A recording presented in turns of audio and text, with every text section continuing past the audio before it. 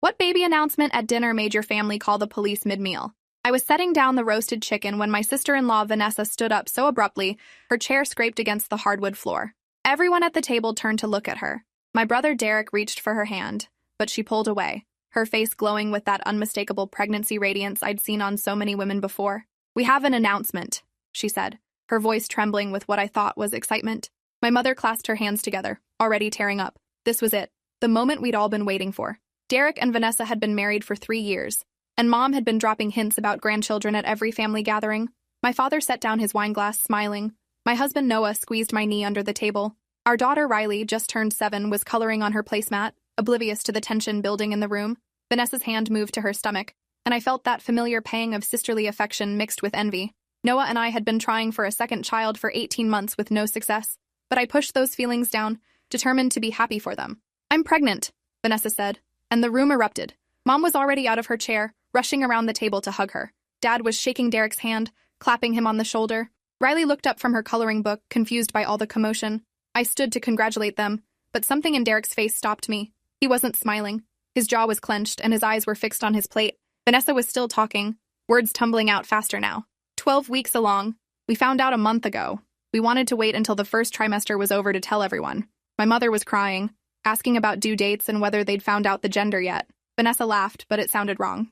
Brittle. We decided to do one of those early blood tests, the kind that can tell you everything. She pulled a folded paper from her pocket, and I noticed her hands were shaking. It's a boy. More celebration. Dad was already talking about teaching his grandson to fish, to play baseball. Noah was congratulating Derek, who still hadn't said a word. I watched Vanessa smooth out the paper on the table. It looked official, covered in medical terminology and numbers I couldn't make sense of from where I stood. "There's something else," Vanessa said, and her voice cut through the noise like glass breaking. The room went quiet. Even Riley stopped coloring. "The test also includes genetic screening," Vanessa continued. Her eyes were locked on my mother now, and there was something in her expression I couldn't name. Fear? Anger? Triumph? They look for abnormalities, genetic diseases, things like that, but they also analyze the baby's DNA profile. My mother's smile was starting to falter. "That's wonderful, honey. So everything's healthy?" Vanessa didn't answer immediately. She picked up the paper, holding it like it might burn her. "Everything's healthy." But there was something unexpected in the results. Derek finally moved, reaching for her arm. "Vanessa, don't." She jerked away from him. "They're going to find out eventually. Better now than later." The temperature in the room seemed to drop. I felt Noah stiffen beside me, his hand tightening on my knee. "What are you talking about?" my father asked. Vanessa looked directly at my mother, and I saw tears streaming down her face. "The genetic screening compares the baby's DNA to both parents. It's standard to check for inherited conditions, but there was a discrepancy." She held up the paper. "According to this test, Derek cannot biologically be the father of this child. The DNA markers don't match." The words hung in the air like smoke. I couldn't process them. Derek was staring at Vanessa with an expression I'd never seen on my brother's face before. Pure devastation. My mother made a small sound, something between a gasp and a sob. "That's impossible," she whispered. Vanessa laughed, and it was the most terrible sound I'd ever heard. That's what I thought too. So I had them run it again. Same results. Derek is not the father. Derek stood up so fast his chair fell backward. "You said it was a mistake. You said the lab screwed up." His voice was shaking. "That's what you told me a month ago." A month. They'd known for a month. Vanessa's face crumpled. I thought maybe it was wrong. I wanted it to be wrong. My father's face had gone pale. Who's the father then? The question nobody wanted to ask, but everyone was thinking. Vanessa's eyes swept across the table, landing on each of us in turn. When her gaze met mine, I felt a chill run down my spine. "That's the thing," she said softly. "The test shows something else. Something that doesn't make any sense." She turned back to my mother. "The baby shares genetic markers with Derek's family. Specifically, with Derek's father." The room exploded. My mother screamed. My father jumped to his feet, knocking over his wine glass. Red liquid spread across the white tablecloth like blood. Derek was shouting, words I'd never heard him use before. Noah grabbed Riley and rushed her out of the room before she could hear any more. I stood frozen, unable to move or speak or think. Vanessa was crying openly now, clutching the paper to her chest.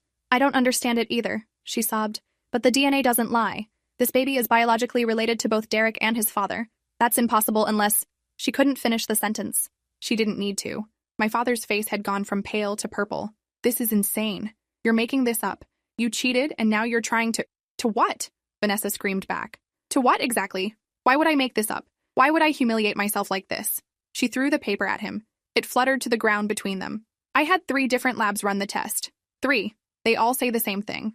My mother had collapsed back into her chair, her hand pressed to her mouth. She was staring at my father with an expression I couldn't read. Horror? Recognition? Fear? Derek picked up the paper with shaking hands. I watched him read it, his lips moving silently. When he looked up, he wasn't looking at Vanessa anymore. He was looking at Dad.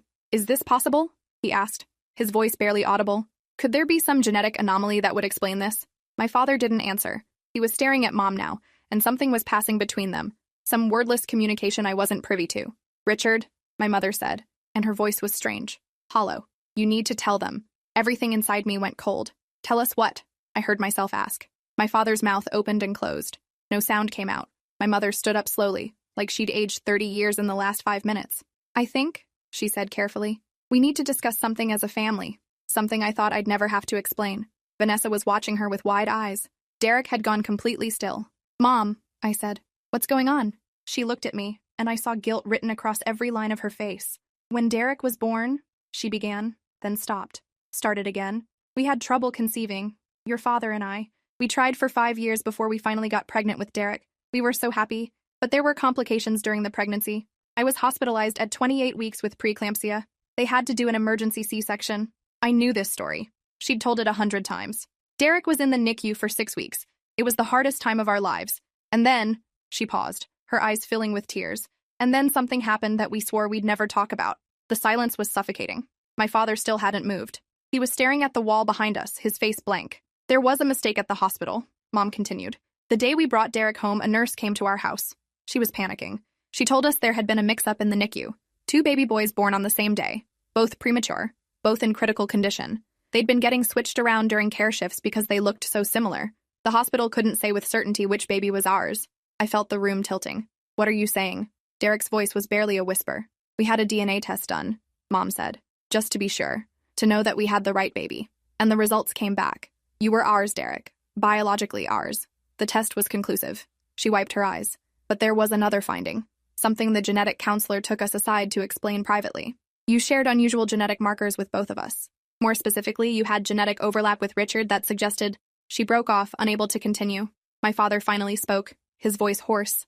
"The counselor said it appeared that I wasn't just Derek's father. The genetic profile suggested I might also be his grandfather." The words didn't make sense. They couldn't make sense. "That's impossible," I said. "Unless—" The realization hit me like a physical blow. I looked at my mother, really looked at her, and saw the truth written in her tears. "Mom?" She nodded just once. "I was 18 when I got pregnant with Derek. Your father and I weren't together yet. We weren't even dating. I was dating someone else. Richard's father." The room was spinning. I gripped the edge of the table to steady myself. "Grandpa William?" I couldn't keep the horror out of my voice. Grandpa William had died when I was 12. I'd loved him. He'd taught me to ride a bike, had come to every one of my school plays. "He was 42, Mom said, her voice breaking. "I was his son's girlfriend. We'd been dating for 2 months when it happened. Richard had brought me home for Christmas break. I was sleeping in the guest room. William came in one night after everyone else was asleep. He said he needed to talk to me about something. I believed him. I was so naive." She was sobbing now, great heaving sobs that shook her whole body. "He raped me, and when I found out I was pregnant 2 months later, I was terrified to tell anyone. I broke up with Richard. I tried to handle it on my own, but I was so scared, and I had nowhere to go." My father's voice was hollow when he spoke. "She finally told me the truth when she was 4 months along. She showed up at my apartment crying. I wanted to kill him, but she begged me not to say anything. She said no one would believe her, that it would destroy the family. And she was probably right. My mother worshipped my father. Everyone did. He was respected in the community, a deacon at the church." He looked at Derek. "I told her I'd marry her, that we'd raise the baby as ours. We had a small ceremony before she started showing.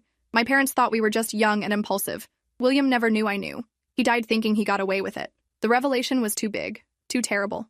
I looked at Derek, who'd gone white as paper. "So, you're my half-brother," he said to Dad. Not a question, a statement of fact. "And my son?" Dad replied. "Both, always both. I loved you from the moment I first held you. That never changed, even knowing the truth." Vanessa had sunk back into her chair, still clutching her stomach. "So this baby," she said slowly, "is carrying the genetic legacy of both Derek and William. That's why the test shows what it shows. Derek is William's son, and our baby is Derek's son. The genetic markers overlap because they're connected through William. But how did you get pregnant?" The question came out before I could stop it. Vanessa's face flushed red. "I don't know. We were careful. We weren't even trying. This was an accident." She looked at Derek, desperation in her eyes. "I swear to you, I never cheated. Never. I don't understand how this happened either." I watched Derek process this. Watched the anger and betrayal on his face slowly morph into something else. Confusion. Then horror. The ski trip, he said suddenly. Last December. We went to Colorado with your work friends. Vanessa frowned. What about it? We got snowed in for 3 extra days. Everyone was stuck at the lodge. Do you remember that night we all got drunk? The power went out? Vanessa's face was blank. I remember the power going out. I remember we were drinking by the fireplace.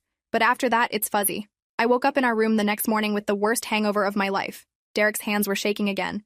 I woke up in the hallway, on the floor. I had no idea how I got there. And when I came back to the room, you were still asleep. But your clothes were different than what you'd been wearing the night before. The implication hung between them. Vanessa's eyes widened. No, that's not possible. I would remember. Would you? Derek's voice was harsh.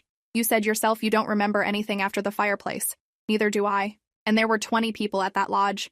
We didn't know half of them. Vanessa, what if someone... He couldn't finish. Didn't need to.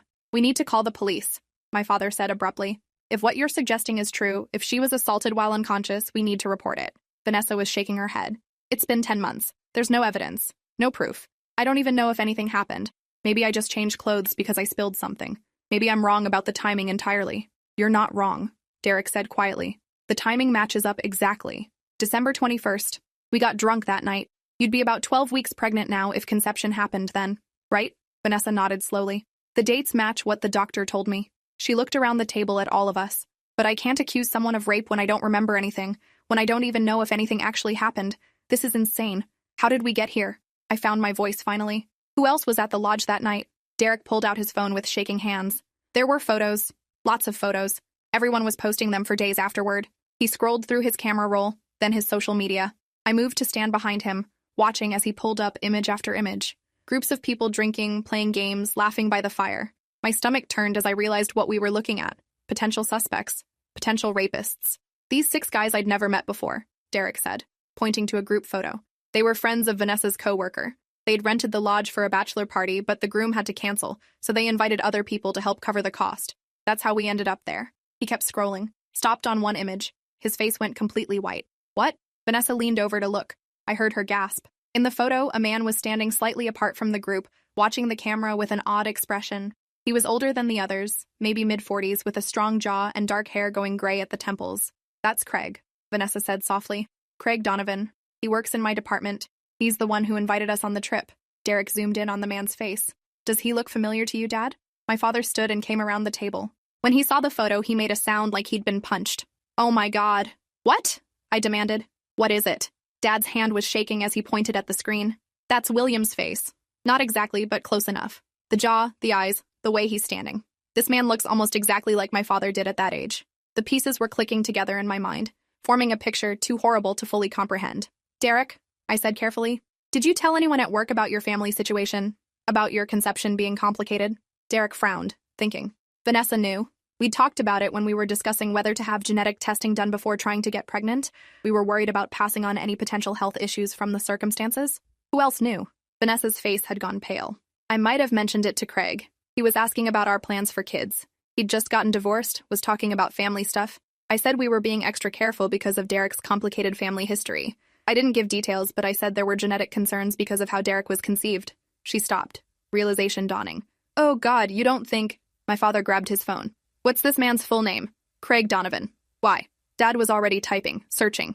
His face kept getting paler as he scrolled through whatever he was finding. Finally, he turned the phone around to show us a genealogy website. Craig Donovan, born in 1979. Mother's name, Patricia Donovan. Father's name, unknown. He scrolled down. But look at the family connections people have traced. His maternal half-siblings have done DNA tests. They all share the same mother but different fathers. And look who one of them is connected to. He pointed to a name on the screen. Kevin Morrison, listed as a genetic match suggesting they share a paternal grandfather. And Kevin Morrison's grandfather was named William Turner. Vanessa was crying again. That's your maiden name, she said to my mother. William Turner was my father's name, Mom confirmed, her voice barely audible. Richard's father, Derek's biological father. The implications were crushing us all. So Craig Donovan is William Turner's son, I said slowly, which makes him Derek's half-brother. And he somehow found out, my father said. Maybe through one of those Ancestry DNA sites. Maybe he'd been searching for his biological father. And then he met Vanessa, learned about Derek's situation, and put the pieces together. Derek looked like he might be sick. Why would he do this? Why would he... He couldn't say it. Because he's his father's son, my mother said bitterly. William was a predator. He used his power, his position, his charm to hurt people. And apparently he passed that on to at least one of his other children. She looked at Vanessa. I'm so sorry. This is my fault. If I'd said something back then, if I'd reported what he did, maybe this wouldn't have happened. Or maybe you'd have been destroyed and nothing would have changed, Dad said quietly. The system doesn't protect women like it should. You know that. We all know that. The table was covered in spilled wine and fallen papers, and the remnants of a dinner that felt like it had happened in another lifetime. Noah appeared in the doorway, Riley in his arms. She was asleep, her head on his shoulder. I put on a movie in the den, he said quietly. She fell asleep 10 minutes in. Someone want to tell me what's happening? I looked at him, this man I loved, this man I'd built a life with, and didn't know where to start. Call the police, Vanessa said suddenly. Your dad was right. We need to call them. Derek was already dialing. I heard him explain the situation to the dispatcher, watched his free hand clench and unclench as he spoke. They're sending detectives, he said when he hung up. They said not to touch anything, not to discuss the case among ourselves anymore until they arrive. They're treating it as a potential sexual assault investigation. We sat in silence, waiting. The chicken I'd spent all afternoon preparing had gone cold on the serving platter. The salad was wilting. The wine stain on the tablecloth was setting. None of it mattered. 20 minutes later, 2 detectives arrived. Detective Laura Chen and Detective Michael Santos. Young and serious, with notebooks and recording devices. They separated us, taking statements one by one in different rooms. I sat in my home office with Detective Santos and recounted everything I'd witnessed at dinner. Every word, every revelation. He took notes steadily, his expression neutral. And you'd never met this Craig Donovan? He asked. Never, I confirmed.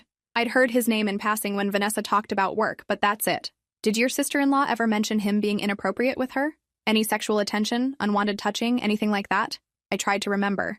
She complained once about him being overly friendly. This was months ago. She said he kept finding excuses to talk to her, to touch her arm or shoulder when they spoke.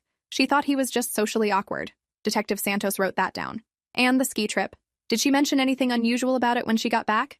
I closed my eyes thinking back to December. She said it was fun but exhausting. She mentioned being hungover. She said she and Derek had both drunk too much and made fools of themselves. She laughed about it. There was nothing that suggested she thought anything bad had happened. He nodded. Sometimes victims don't realize they've been assaulted, especially if they were incapacitated at the time.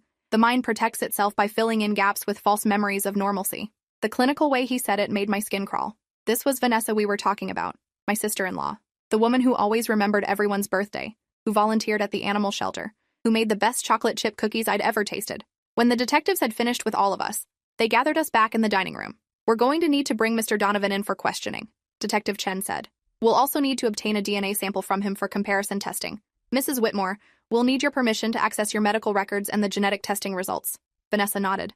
Whatever you need. We should warn you, Detective Santos said carefully. This is going to be difficult to prove. If Mrs. Whitmore was unconscious or heavily intoxicated, she couldn't consent. But establishing that intercourse occurred without consent when the victim has no memory of the event is challenging. We'll need to build a circumstantial case based on the DNA evidence, witness statements, and any other evidence we can gather. What about the lodge? Derek asked. There were security cameras. I remember seeing them in the common areas. Detective Chen wrote that down. We'll obtain the footage, but it's been 10 months. Many establishments only keep recordings for 30 to 90 days unless there's a specific reason to preserve them. The hope that had flickered in Derek's eyes died, so he might get away with it. We'll do everything we can, Detective Chen assured him. But you should prepare for the possibility that this case might not go to trial, or that if it does, the outcome might not be what you're hoping for. They left with folders full of documents and photos and statements. The house felt empty and too large without them.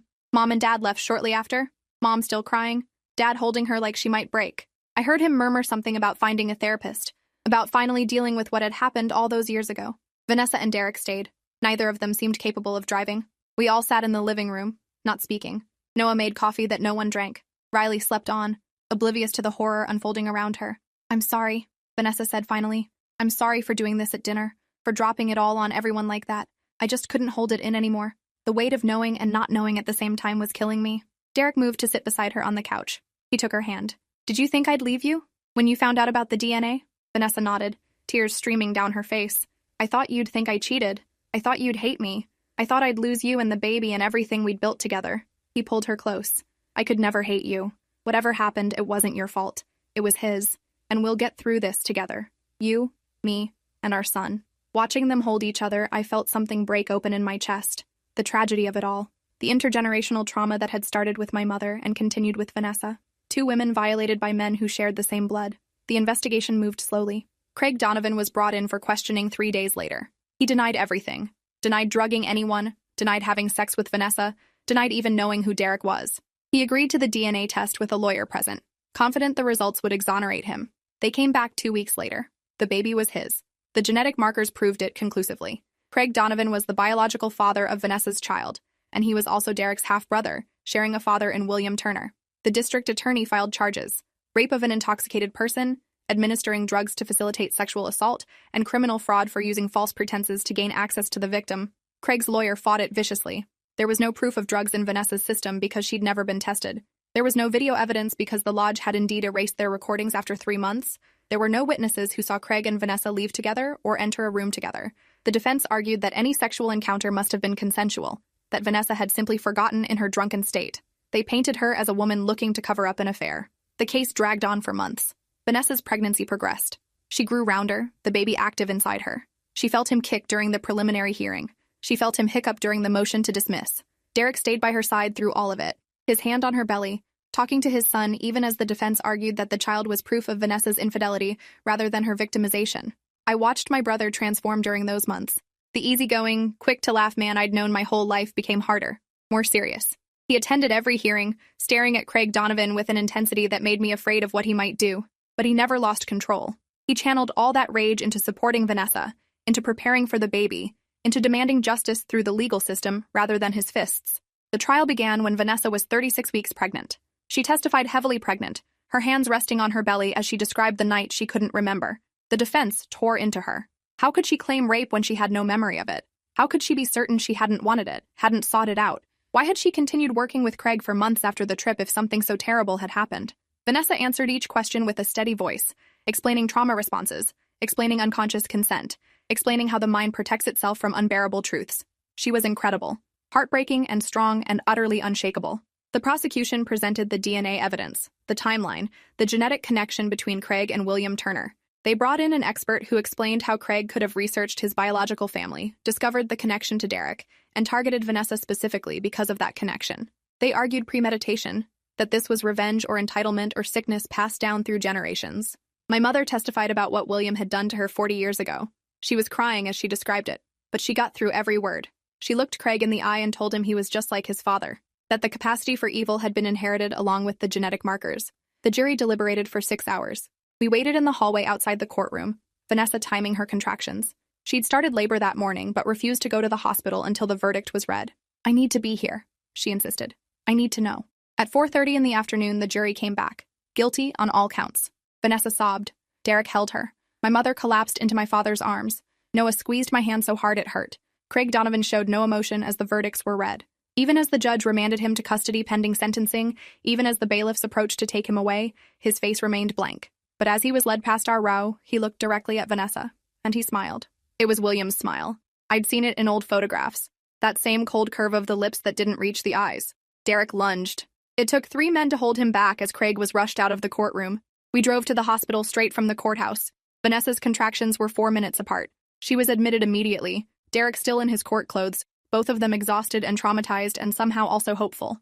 I stayed in the waiting room with Noah and Riley, who'd been picked up from school for the occasion. Mom and Dad came an hour later, both looking shell-shocked but lighter somehow. The baby was born at 8:17 that night, 7 pounds, 3 ounces. Healthy and perfect and completely unaware of the darkness that had preceded his arrival. Derek sent a photo.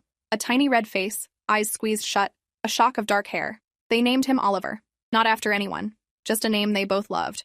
A fresh start. Craig Donovan was sentenced to 23 years in prison 6 weeks later. He'll be eligible for parole in 16. By then, Oliver will be a teenager. Old enough to understand what happened. Old enough to know that his biological father is a monster, but his real father is the man who chose to love him before he was even born. Vanessa made a decision I respected, even though I didn't fully understand it. She kept the baby. Kept Oliver. She said he was innocent in all of this, that he deserved a chance at life and love despite the circumstances of his conception. Derek agreed without hesitation. Oliver is 2 now, and he looks nothing like Craig. He has Vanessa's smile, Derek's laugh, and a personality entirely his own. When I see them together, the 3 of them, I see a family built on choice rather than biology. I see love stronger than DNA. My mother started volunteering with a sexual assault advocacy group. She speaks at workshops about delayed disclosure, about the long-term effects of trauma, about how silence protects predators. My father goes with her, standing in the back of rooms, a quiet presence supporting her as she shares her story over and over, helping other women find their voices. We have dinner together every month, but we don't eat in the dining room anymore. That space holds too many ghosts. Thanks for watching till the end. Make sure to subscribe and like to not miss the next story.